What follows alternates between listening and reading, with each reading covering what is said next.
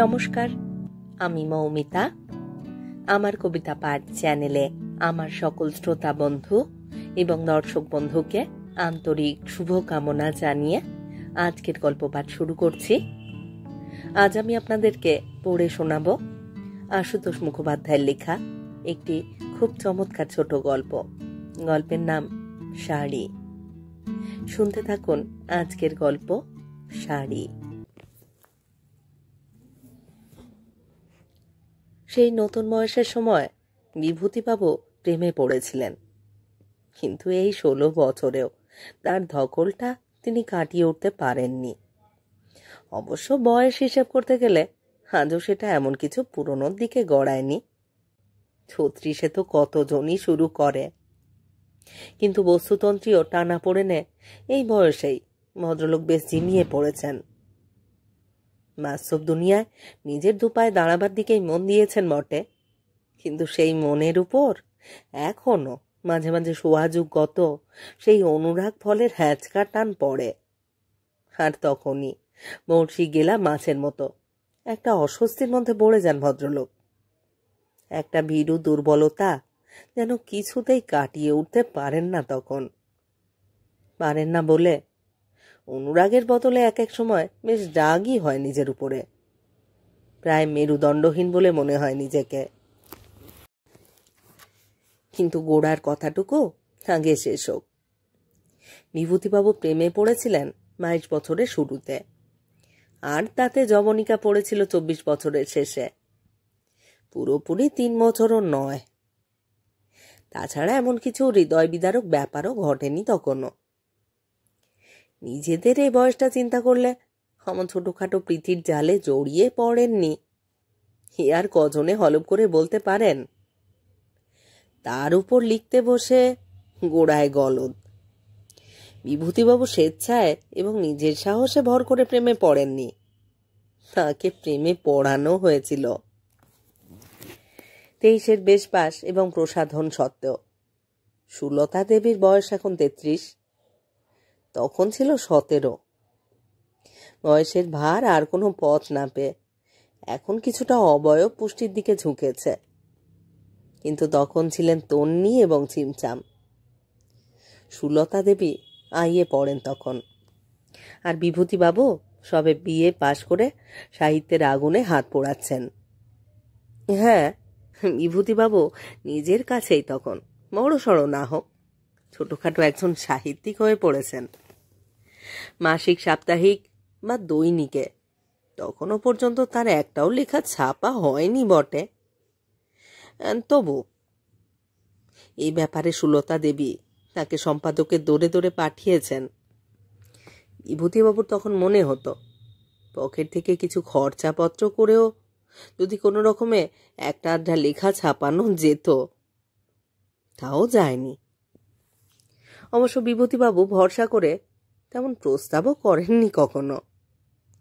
লেখা পড়ে অথবা না পড়ে সম্পাদকেরা মুখের উপরে বিদায় করেছেন, কিন্তু তাতেও সুলতা দেবীর কাছে তার মানহানি হয়নি। উল্টে সম্পাদকদের এক চোখামি আর কোটানি নিয়ে আলোচনা করেছেন দুজনে। যে লেখা ছাপেন তারা তাই নিয়ে অনেক ব্যঙ্গ বিদ্রুপ করে গায়ের ঝাল মিটিয়েছেন। এখন আপনারা ভাবছেন 22 বছরের ছেলে আর 17 বছরের মেয়ের এমন অন্তরঙ্গ অবকাশ জোটে কি করে, কিন্তু সেদিক থেকেও বিভূতিবাবু জটিলতা উত্তীর্ণ। সুযোগ এবং অবকাশ আপনি জুটেছিল। এই যোগাযোগের মাঝখানে আত্মীয়তার যোগ ছিল, অথচ মিষ্টি কিছু গড়ে উঠতে পারে না তেমন কড়া গোছের আত্মীয়তা নয় সেটা। এছাড়া কাছাকাছি বাড়ি, সেই জন্যেই দুই পরিবারের মধ্যে একটা সহজ ঘনিষ্ঠতাও আপনা আপনি গড়ে উঠেছিল। আর যাই হোক, বিভূতিবাবু যখন দিবারাত্র সাহিত্য নিয়ে ক্ষতবিক্ষত, সেই অবকাশে সুলতা দেবী টুকটুক করে আইএ পাশ করলেন, বিএ পাশ করলেন। সেই 3 বছরের মধ্যে প্রেমের জট আরও অনেকটা পাকিয়েছে বলে হয়তো বিশ্বাস আপনাদের, কিন্তু ইতিমধ্যে 3 বারের বেশি 4 বারও হয়তো একসঙ্গে সিনেমা দেখেননি তারা। আর 2 বারের বেশি 3 বার ভিক্টোরিয়া মেমোরিয়াল কিংবা লেকেও বেড়াতে যাননি। তারপর হাতে হাত রাখা বা আর কিছু? না মশাই, না। একটু আদ্র প্রলোভন বা প্রগল্ভ সান্নিধ্য সত্ত্বেও খোলার মধ্যে শামুকের মতোই বিভূতিবাবু নিজেকে সম্পূর্ণ গুটিয়ে রেখেছিলেন তখন। যাক, সাহিত্যিকের বাতিক মাথায় চড়ে বসবার ফলে বিভূতিবাবুর অভিভাবকেরা যখন তার ভবিষ্যৎ ভেবে দীর্ঘ নিঃশ্বাস ফেলছেন, সুলতা দেবীর অভিভাবকেরা তখন তাকে পাত্রস্থ করবার জন্যে সম্বন্ধ খুঁজে বেড়াচ্ছেন। আর তারপর হঠাৎ একদিন একটা ছাপা লেখা হাতে করে ভবিষ্যতের সমস্ত অন্ধকার বিদীর্ণ করে বাতাস সাঁতরে বিভূতিবাবু যেদিন সুলতা সন্নিধানে এলেন, সেই দিনই আর একটা সুখবর দিলেন তাকে সুলতা দেবীর মা। লেখা ছাপার খবরে সুলতা দেবী খুশি হয়েছিলেন, আর তার মায়ের সুখবরে বিভূতিবাবু খুশি হতে চেষ্টা করেছিলেন। 3-4 দিন হলো সুলতা দেবীর বিয়ের সম্বন্ধ ঠিক হয়ে গেছে। মস্ত অবস্থাপন্ন ঘরের ছেলে, বিলেত ফেরত ব্যারিস্টার, এই বয়সেই নাকি পয়সার জমিয়ে বসেছে। এর পরেরটুকু শুনলেও আপনারা নিরাশ হবেন। বিভূতিবাবু একবারও আত্মহত্যা করবার কথা ভাবলেন না, বিবাগী হবার কথাও চিন্তা করলেন না। একদিন শুধু একা ভিক্টোরিয়া মেমোরিয়ালে গিয়ে বসেছিলেন, আর একদিন লেকে। তারপর বিয়ের দিনে কাপড় কষে খাটাখাটি করে গলদঘর্ম হয়েছেন। আর ফাঁকে ফাঁকে বড়লোক ব্যারিস্টার জামাই দেখেছেন সম্ভ্রম ভরা চোখে। কাজকর্ম শেষ হতে স্বাভাবিক রীতি অনুযায়ী না কেউ ফেরেননি বিয়ে বাড়ি থেকে। মাংস আর রসগোল্লা সন্দেশের পরিমাণ সামান্য অন্যমনস্কতার সুযোগে বরং একটু বেশি জঠরস্থ হয়েছিল। বাড়ির কাছে পানের দোকানে একটা সোডা খেয়ে ঢেকুর তুলতে তুলতে অতঃপর শয্যা নিয়েছিলেন। ঘুমটা অবশ্য সে রাতে খুব চট করে আসেনি, মনটা একটু বিষণ্ণ ছিল বইকি। লেখার প্রথম উপার্জনের টাকায় রবীন্দ্রনাথের সঞ্চয়িতা কিনে বিয়েতে সুলতাকে উপহার দিয়েছিলেন তিনি। কিন্তু উপহারের টেবিলে এক ফাঁকে চোখ বুলিয়ে দেখেন সঞ্চয়িতা আরো 3খানি জমেছে সেখানে।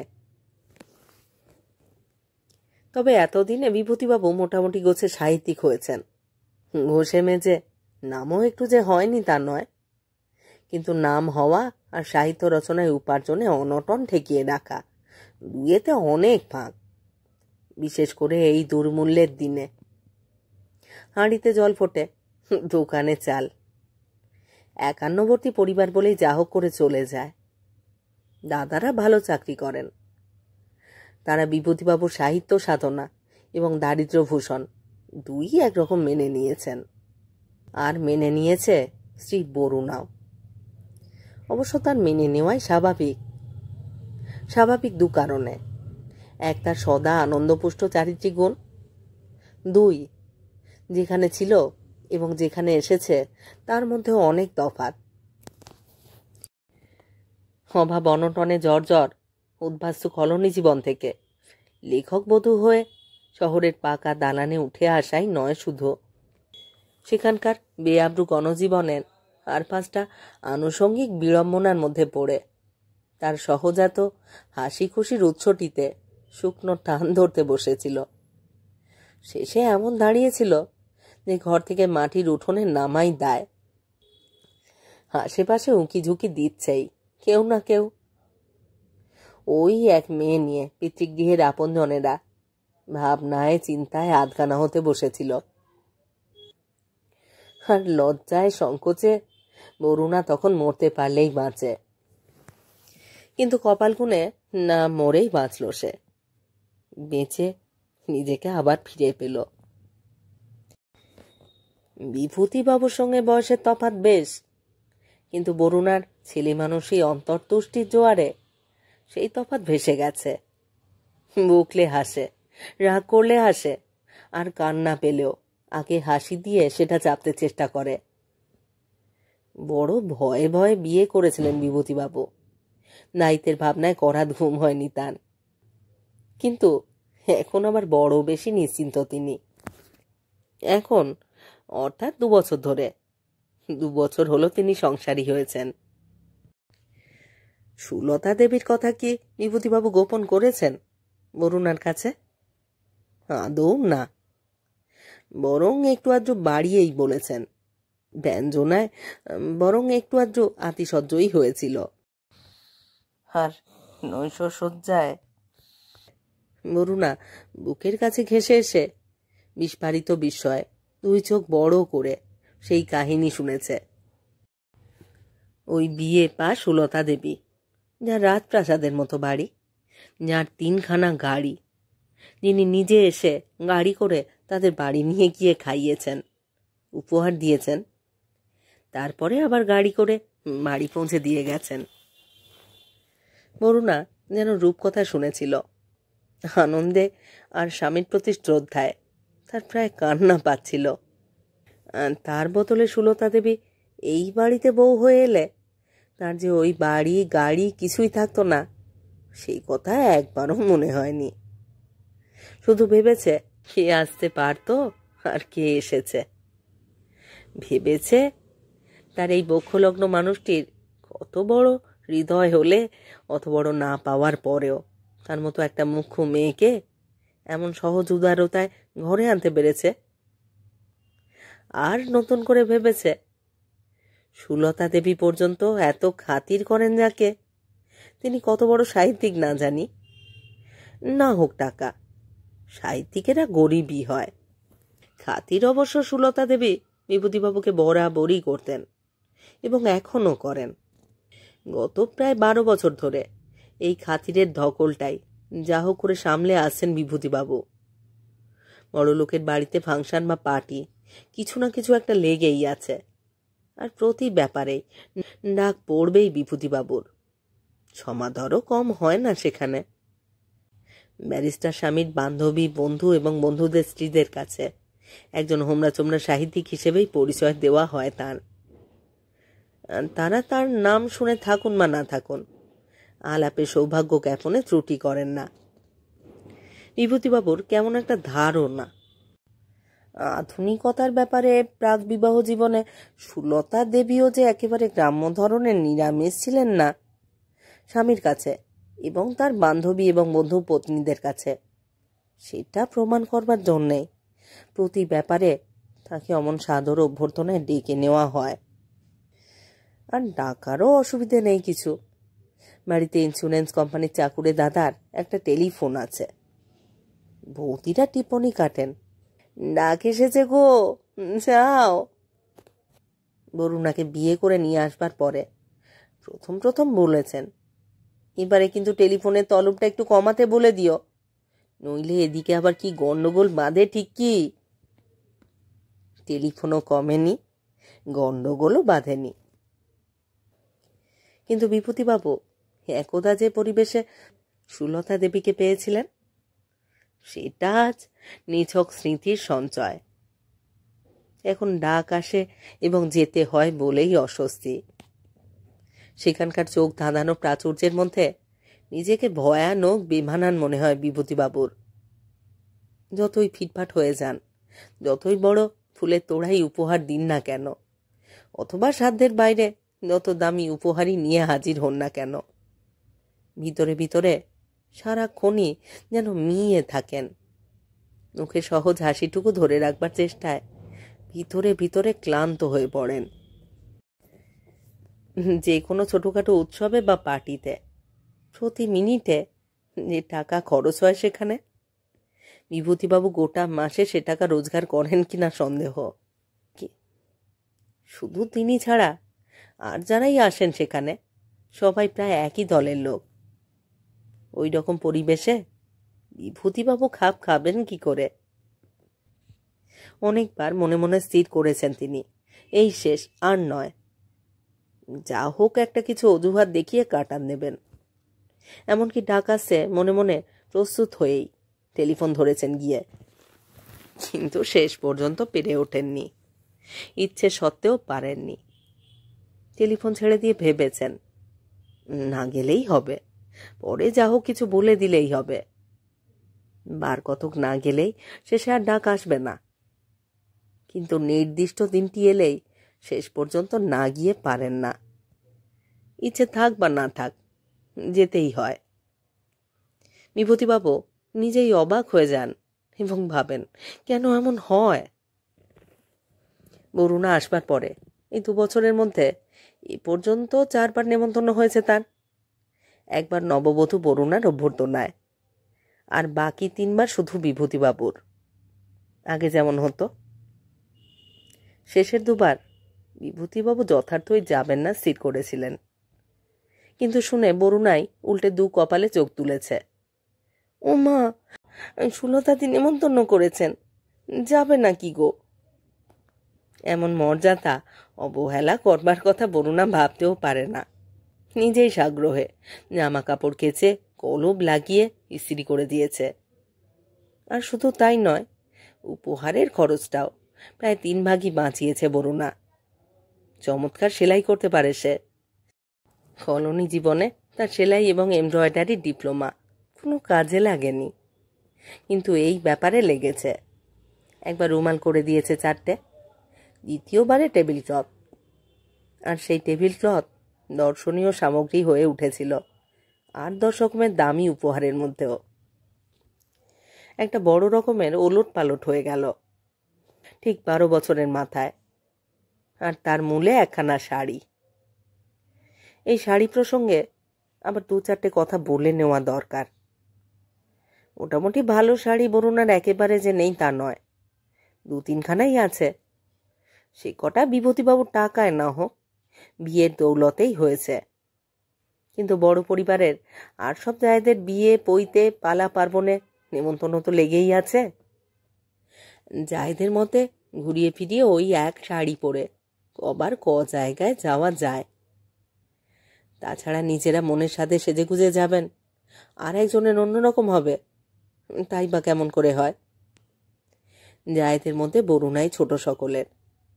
অতএব তেমন কোথাও যেতে হলে জায়রা প্রায় কাড়াকাড়ি করেই বরুণাকে ধরে এনে ওটা বাক্সটাই খুলে দেন তার সামনে। আগে সে পছন্দ করে শাড়ি নেবে, তারপর নিজেদের সাজসজ্জা। ব্যাপারটা এমনই সহজ হয়ে গেছে যে যিনি শাড়ি বাছাইয়ের জন্য ওকে টেনে নিয়ে গেলেন তার কর্তাটি, অর্থাৎ বরুণার সেই ভাসুর, হয়তো সে সময় ঘরেই আছেন। বরুণাকে যেতে হয়, কিন্তু শাড়ি বাছাই আর তার দ্বারা হয়ে ওঠে না। মুখে আঁচল চাপা দিয়ে খালি ঘাসে, আর যেটাই দেখানো হয় সেটাই পছন্দ হয়েছে বলে ঘাড় নাড়ে। শেষ পর্যন্ত যার শাড়ি তাকেই নিজের পছন্দ মতো বেছে দিতে হয় একটা। কখনো বা জায়রা আবার ঠাট্টাও করেন, তোর জন্য আবার এত বাছাবাছির দরকার কি? তুই যেটাই পরবি সেটাই মানাবে।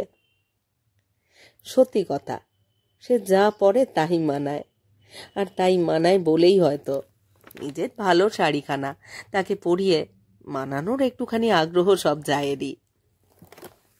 আর ভাসুরের সামনে শাড়ি বাছাইয়ের কাণ্ডর কথা ভেবে ঘরে এসে বরুণা সেই বাছাই করা শাড়ি হাতেই এসে গড়িয়ে পড়ে। একের পর এক শাড়ি তার গায়ের সঙ্গে ঠেকিয়ে পরখ করা হয় কতটা মানাবে তাকে। বিভূতিবাবু টিপ্পনি কাটেন, তোমার আর কি ভাবনা, 3 বৌদির 3 বাক্স শাড়ি তো তোমার। কিন্তু কিছুকাল আগে কি একটা উৎসব উপলক্ষে মেজ বৌদির দেওয়া 1খানা শাড়ি পরা বরুণাকে দেখে অনেকক্ষণ পর্যন্ত চোখ ফেরাতে পারেননি বিভূতিবাবু নিজেই। চাঁপা রঙে কালো বুটির দামি সিল্কের শাড়ি 1খানা। বরুণা লজ্জা পেয়ে বলেছে, অমন হাঁ করে দেখছো কি? সম্ভব অসম্ভব বিবেচনা না করেই বিভূতিবাবু বলে বসেছিলেন, আহা, তোমাকে অমনি 1খানা শাড়ি কিনে দেবই আমি। বরুণার সবেতেই আনন্দ, কিন্তু অত আনন্দ বোধ হয় শিগগির হয়নি। 4-5 মাস কেটে গেছে তারপরে। সেই শাড়ি বিভূতিবাবু আজও কিনে উঠতে পারেননি। ভুলে গেছেন যে তাও নয়, চুপচাপ 4-5টা দোকানে ঘুরেছেন তিনি, কিন্তু শাড়ির দাম শুনে চক্ষু স্থির। 50-52 টাকা লাগে। অবশ্য যে শাড়ি বরুণা পরেছিল তার থেকেও পছন্দসই এগুলো। আরো গাঢ় চাঁপা রং, আরো নিবিড় কৃষ্ণ বুটি। কিন্তু ওই দামে শাড়ি কেনা বিভূতিবাবুর সাধ্যের বাইরে। তাই শুধু হাতে এবং শুকনো মুখেই ফিরে এসেছেন তিনি। কটা মাস বাদে আবার এক বিয়ের নেমন্তন্ন এসে হাজির। সেজোজায়ের বোনের বিয়ে, বাড়ি শুদ্ধ সবার নেমন্তন্ন। কিছু নাম ভেবেই মরুনা বলে বসল, আবার গিয়ে শাড়ি বাঁচতে হবে ভাবলেই আর ভালো লাগে না বাপু। এই ধরনের কথা হয়তো মরুনা আগেও বলেছে, কিন্তু এবারের কথাটার ভিন্ন অর্থ দাঁড়ালো। কটা মাস আগের প্রতিশ্রুতির কথা মনে পড়ে গেল বিভূতিবাবুর। নিরুপায় চোখে চুপচাপ চেয়ে রইলেন তার দিকে। মনে পড়ে গেল বরুণারও। বিব্রত মুখে তাড়াতাড়ি সামলে নিতে চেষ্টা করল সে। বলল, কেন যে টানাটানি করে? আমার যেগুলো আছে সেগুলো কি খারাপ নাকি? উল্টে বিভূতিবাবুর আরো বেশি লাগলো যেন। তবুও হেসেই বললেন, আমাকে আবার সান্ত্বনা দেওয়া হচ্ছে বুঝি? আচ্ছা দাঁড়াও, দেখি তোমাকে জব্দ করতে পারি কিনা। মনে মনে খুশি হলেও বরুণা বলল, টানাটানির সময় এখন আর জব্দ করে কাজ নেই, বরং চট করে নিজেরই গোটা তুই জামা করে নাও। তোমার জামা একদম নেই। বরুণা চলে যাবার পরেও বহুক্ষণ পর্যন্ত গুম হয়ে ভাবলেন বিভূতিবাবু। ভাবলেন না, নিজেকে প্রায় উত্তেজিত করলেন। হ্যাঁ, গোটা 30 টাকা হাতেই আছে। আরো গোটা 20-25 টাকা আগাম নিয়ে এলেন এক মাসিকের সম্পাদকের কাছ থেকে। কিন্তু বরুণার কাছে ভাঙলেন না কিছু। ওকে জব্দই করবেন তিনি। নিমন্ত্রণ 4 দিন বাদে, হাতে সময় আছে যথেষ্ট। পরদিনই একটা সুযোগ এসে গেল। সেজোজা বরুণার মেজোজাকে নিয়ে গেলেন গয়নার দোকানে বোনের জন্য গয়না পছন্দ করতে। বিয়েতে একটা কিছু ভালো গয়না দেবেন তিনি। মরোজা তার রোগা ছেলেকে নিয়ে গেছেন ডাক্তারের কাছে। তাঁরও ফিরতে কম করে 2 ঘন্টা। গৃহ রমণী শূন্য। জামাটা টেনে নিয়ে বিভূতিবাবু বেরিয়ে পড়লেন। শাড়ি কিনলেন। শটান বাড়ি ফিরে নিজের সুটকেসের একেবারে নিচে লুকোলেন সেটা। তারপর হাত পা ছড়িয়ে শুয়ে পড়লেন। অন্তর তুষ্টিতে ভরপুর। 36 বছরের একঘেয়ে জীবনে প্রায় 26 আনন্দ। বিভূতিবাবু শুয়ে শুয়ে ঘরের কড়িকাঠ দেখছেন আর হাসছেন মৃদু মৃদু। কিন্তু ওদিকে আর কে হাসছেন তিনি জানতেন না। টেলিফোন বাজছে মর্দার ঘরে। বাজছেই, কেউ ধরছে না। বিরক্ত হয়ে উঠে বসলেন বিভূতিবাবু।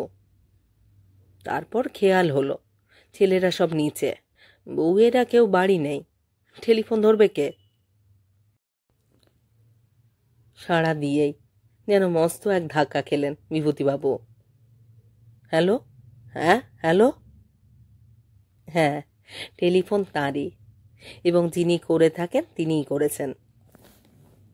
এমন একটা যোগাযোগ বোধ হয় শুধু বিধাতাই চক্রান্ত করলে হতে পারে।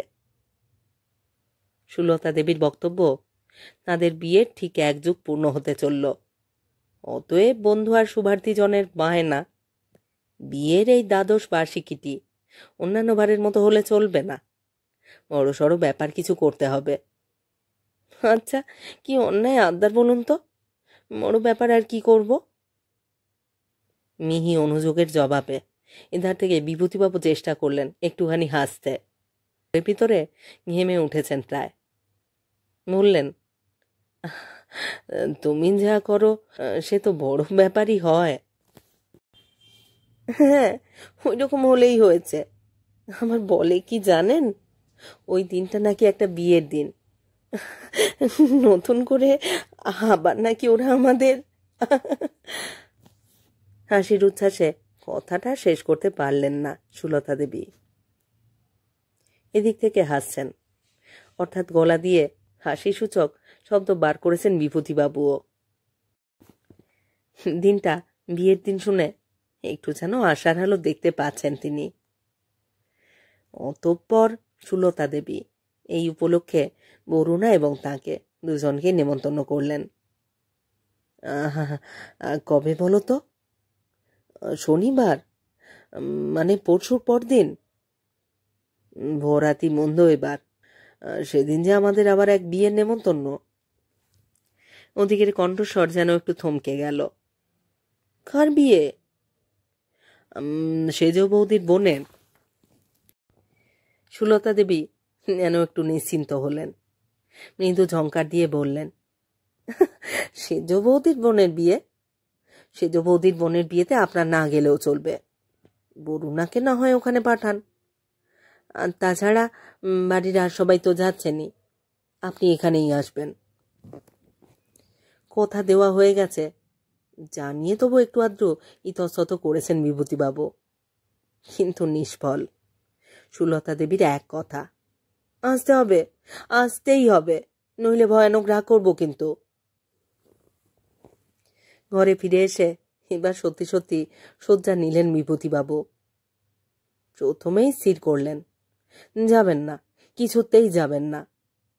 সেজ বৌদির বোনের বিয়েতে এমনিতেও তিনি যেতেন কিনা সন্দেহ, সেইখানেই যাবেন স্থির করলেন। কিন্তু তাতে স্থৈর্য এলো না। ক্রমশও যেন নিস্তেজ হয়ে পড়তে লাগলেন তিনি। সেই একই দুর্বলতায় আক্রান্ত হতে লাগলেন গুটি গুটি। 12 বছর পূর্ণ হলো। ঘটা বোধহয় এবারে বেশিই হবে। বোধহয় কেন, নিশ্চয়ই হবে। সববারে গিয়ে এবারে এই বিশেষ উৎসবটিতে তার না যাওয়ার অর্থ কি দাঁড়ায়?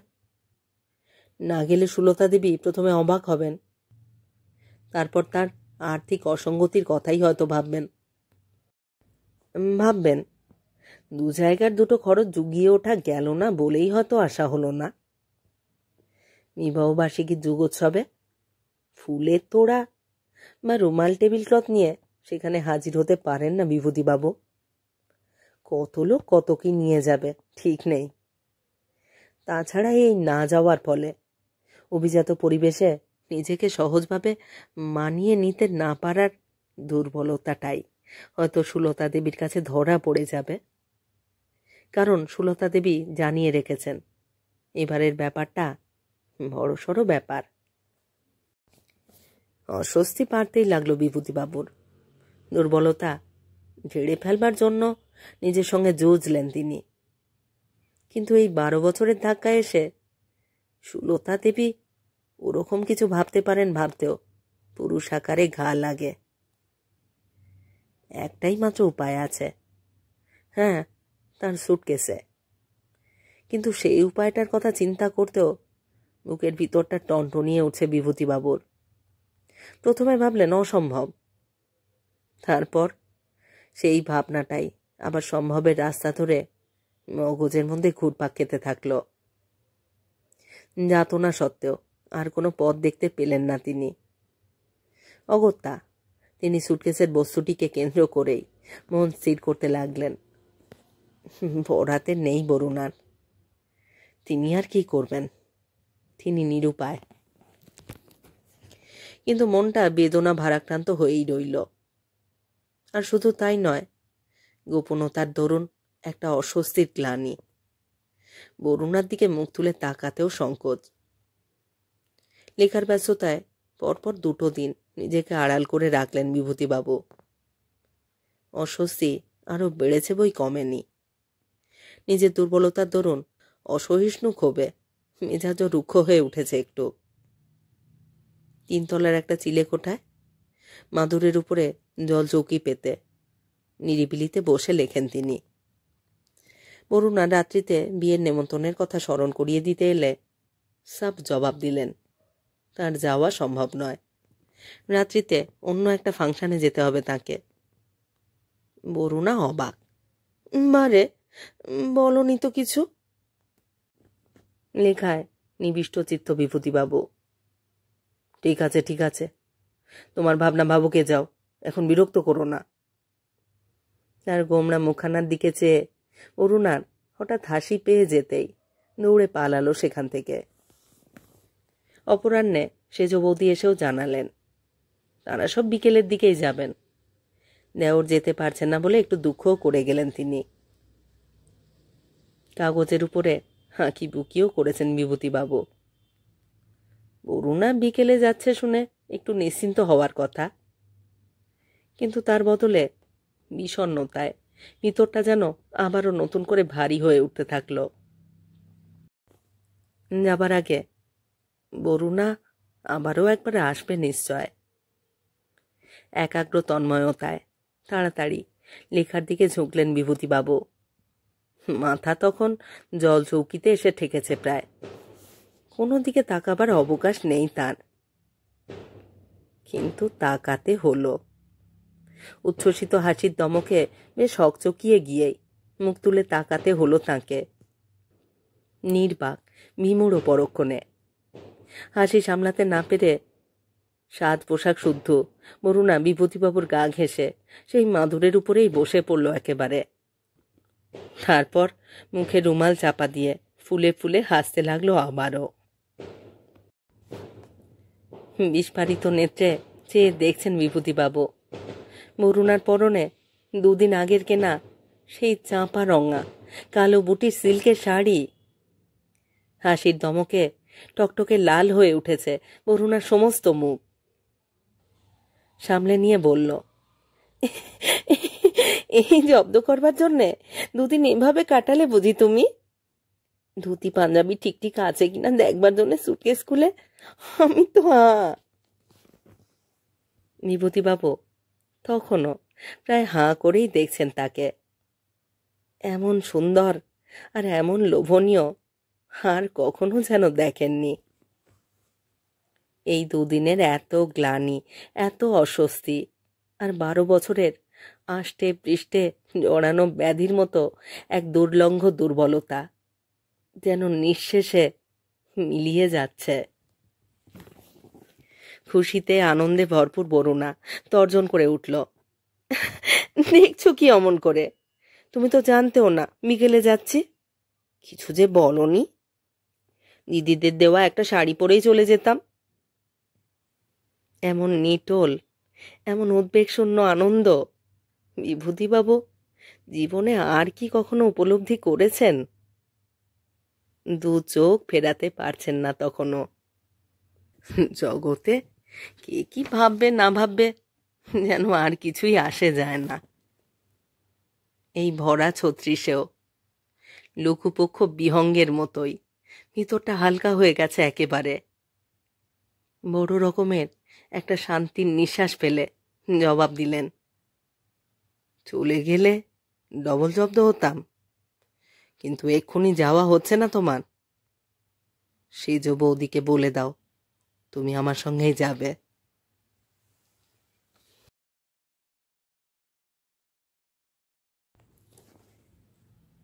শেষ হলো আজকের গল্প, আশুতোষ মুখোপাধ্যায়ের লেখা গল্প শাড়ি।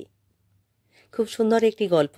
আপনাদের কেমন লাগলো তা অবশ্যই আমাকে লিখে জানান।